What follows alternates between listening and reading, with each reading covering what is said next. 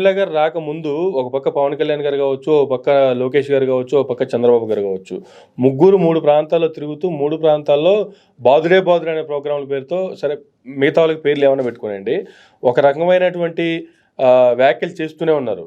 ఎప్పుడైతే షర్మిల గారు ప్లేస్ అయ్యారో మరి వీళ్ళు ముగ్గురు మీరు అన్నట్లుగానే ఇప్పుడు జనరల్గా జరుగుతుంది కూడా ముగ్గురు కనిపించట్లేదు. అవును, అక్కడక్కడ చంద్రబాబు నాయుడు గారు అప్పుడప్పుడు సభలు పెట్టినా కూడా వాటిని పెద్ద లోకేష్ గారు ఆల్రెడీ శంకరావం అని పెట్టారండి.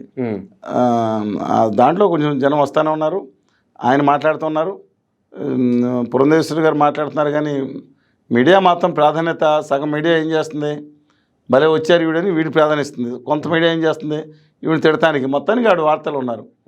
తెలుగు నాట పొలిటీషియన్, హిందీ నాట బాలీవుడ్లో హీరోయిన్స్ ఎప్పుడు వార్తల్లో ఉండాలంట. వార్తలు లేకపోతే షెడ్కి వెళ్ళిపోతారు. అందువల్ల వారు మాత్రం మీడియాను మాత్రం అద్భుతంగా వాడుకుంటున్నారు. కానీ లోకేష్ గారు ఈ మధ్య రీసెంట్గా కామెంట్ చేశారు, షర్మిల గారిని ఇష్టం వచ్చినట్టు మాట్లాడుతున్నారు, షర్మిల గారి మీద మీరు మాట్లాడతారా, ఆవిడ మీద పర్సనల్గా మాట్లాడతారా, ఆవిడ ఫ్యామిలీని అట్లా మీరు టార్గెట్ చేస్తారా అనేటువంటిది లోకేష్ బాబు గారు మాట్లాడుతున్నారు. చేయకూడదండి, షర్మిల గారుని అలా టార్గెట్ చేయటం సరైనది కాదు. పదునుగా మేము అలాగే మేము విమర్శించేటప్పుడు సమస్య మీద విమర్శిస్తాం. అలా చేయటం కూడా సభ్యత కాదు. ఒక రాజశేఖర రెడ్డి గారి కుటుంబ సభ్యురాలుగా ఆవిడ్ని కొంతమంది అనుచితంగా మాట్లాడటం అది సహింపకూడదు. కానీ ఇప్పుడు ఆయన కొత్త తమ్ముడుని షర్మిల గారు భావించినప్పుడు పంపించారు కదా, వైఎస్ ఫ్యామిలీ నుంచి నారా ఫ్యామిలీకి కానుక అని చెప్పి క్రిస్మస్ గిఫ్ట్ పంపించారు. అప్పటి నుంచే అన్నం వదులుకొని ఇప్పుడు అక్క తమ్ముళ్ళ మధ్యన మంచి బంధం ఉన్నట్టు అనిపిస్తూ ఉంది. అందుకని వారు ఆ రోజు పంపించారు కానీ మాట్లాడుతున్నారు. వారి ఉద్దేశం ఏంటంటే ఎన్ని ఓట్లు కనుక షర్మిల గారు చేల్చగలిగితే అంత వైఎస్ఆర్ కాంగ్రెస్ పార్టీ నష్టం అని. రాజకీయ నాయకుడిగా ఆయన యాక్ట్ కరెక్టే, ఆయన చేయాలి. కానీ షర్మిల గారు మీరు అనుకున్నట్టు నేను ఒకటి మాత్రం అప్రిషియేట్ చేస్తానండి, తెలంగాణలో చాలా అవమానాలు పడి గట్టిగా నిలబడ్డారు ఆవిడ, డెఫినెట్గా నిలబడ్డారు.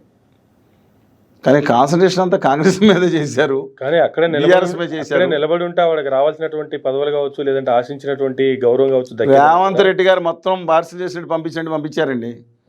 ఆఖరికి పార్టీలో చేరినా సరే గడప బయట పెట్టినా ఊరుకొని అన్నారంట. నాకు తెలియదు ఇది. మరి వీడు ప్రచారమే చేయలేదు కదా, గడప కూడా బయట పెట్టడానికి వీల్లేదన్నారు.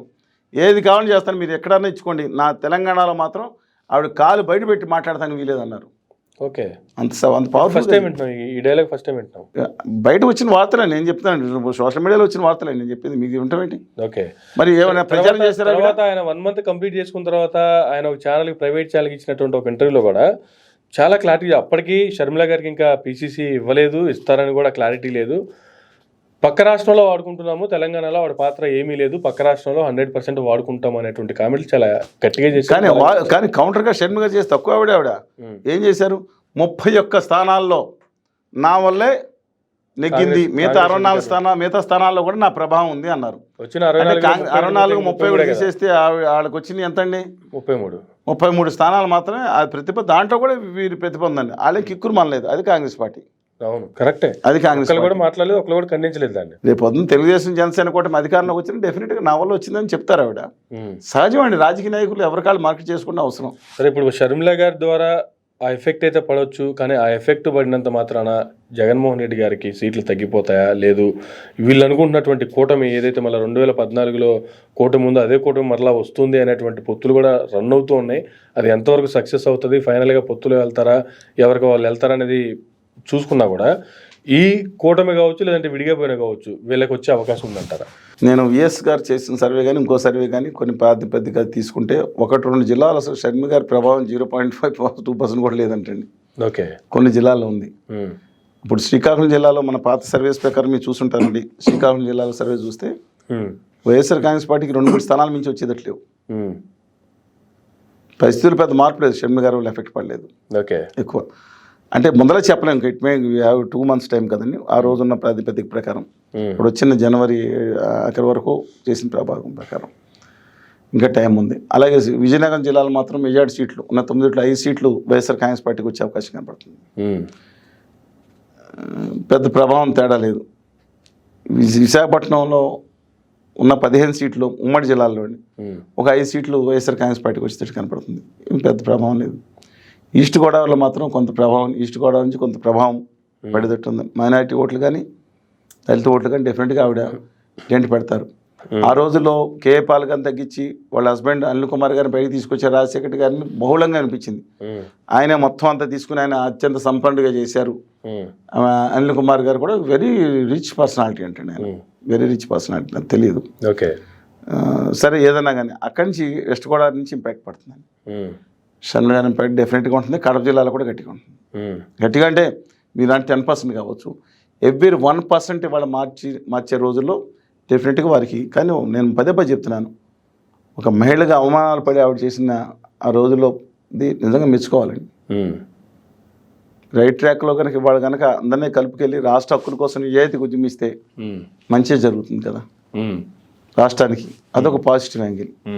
వ్యక్తిగత వివాదాలను తగ్గించుకుని రాష్ట్ర సమస్యల మీద అందరినీ కలుపుకెళ్తే మంచిదని ఉద్దేశం. అందువల్ల మొత్తం వాళ్ళు చూసుకుంటే నాకు తెలిసిన సమాచారం ప్రకారం జనవరి మనం చాలా మాట్లాడుకున్నాం మన క్రితం సార్ కూడా. నేను కన్సిస్టెంట్గా అర్ధరాత్రి మారిపోయి గవర్నర్ జగడపాటి కాదు లగడపాటి గోపాల్ గారి లాగా రాజగోపాల్ గారి లాగా పొద్దున్న సాయంత్రం నేను మాట్లాడలేదు. 105 నుంచి 110 స్థానాల పైన తెలుగుదేశం వామపక్షాలు జనసేనకు వస్తాయని ఇంతకుముందు మనం చాలాసార్లు చెప్పాను. ఇవాళ ఉత్తర భారతీయ జనతా పార్టీ కలిస్తే ఉత్తరాంధ్రలో ఉత్తర కోస్తా 5 జిల్లాల పెద్ద ఇంపాక్ట్ పడకపోవచ్చు, కానీ గుంటూరు జిల్లా నుంచి ప్రభావం పడుతుందండి.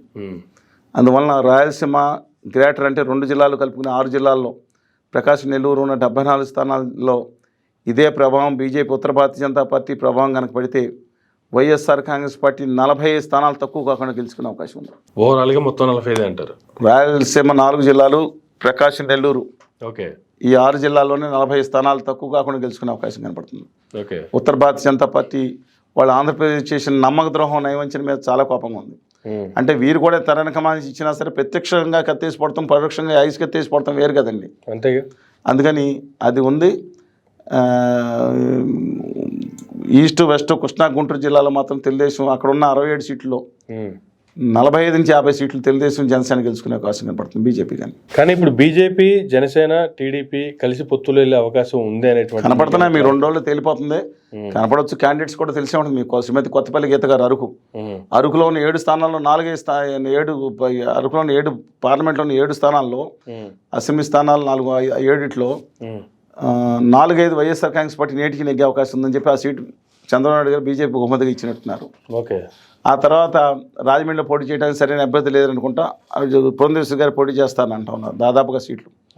తర్వాత సమైక్యాంధ్ర వరకు లాస్ట్ బాల్ వరకు నేను కొడతాను, నేను ఇచ్చేస్తానని చెప్పిన శ్రీ నల్లారి కిరణ్ కుమార్ రెడ్డి గారు వాళ్ళ తమ్ముడు గారు పీలేరులో పోటీ చేస్తాను నెగ్గే అవకాశం కూడా ఉంది.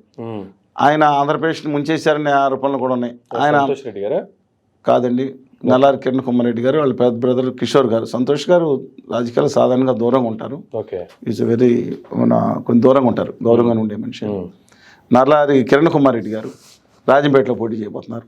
మహారాష్ట్ర నుంచి ఇక్కడికి వచ్చి స్థిరపడ్డ కుటుంబాల్లో సంబంధంగా లోకల్ అయిపోయినట్టు భావించిన వెంకయ్యనాయుడు గారికి సెక్రటరీగా చేశారు చాలా కాలం సత్యకుమార్ గారు. హిందూపురం నుంచి ఆయంగిలి పెట్టి ఆయన పోటీ చేశారు. 4 సీట్లు కన్ఫర్మ్ అంటున్నారు. ఇంకొక 2 సీట్లు అడుగుతున్నారు. ఉత్తరప్రదేశ్ పార్లమెంట్ సభ్యులుగా పనిచేసి ఉత్తరప్రదేశ్కి ఇతోధికంగా ఉత్తరప్రదేశ్ అభివృద్ధి కోసం ఉత్తరంగా కృషి చేసిన భారతీయ జనతా పార్టీ సభ్యులు గవర్నీలు ఉత్తర జీవీఎల్ గారు ఎవరైతే ఉన్నారో వారు విశాఖపట్నం నుంచి పోటీ చేస్తే మాత్రం మాలాంటి వాళ్ళు ఖచ్చితంగా ఎవరో ఒకళ్ళు పోటీ చేసి వాళ్ళని తుక్కుతుక్కుగా ఓడించే కార్యక్రమం చేపడతాం ఎవరు పోటీ చేసినా. అలాగే తిరుపతి నుంచి రావు గారిని ఒక ఆయన ఆర్ఎస్ఎస్ బిల్ సంతోష్ గారికి కూడా క్లోజ్ అంటండి, ఆయన పోటీ చేసే అవకాశం కనపడతా ఉందంట. ఇక అంటే 5వ సీటు కోసం పోరాటం ఇది. సుజనా చౌదరి గారు ఏలూరు కానీ విజయవాడ కానీ ఇమ్మని అడుగుతున్నారని,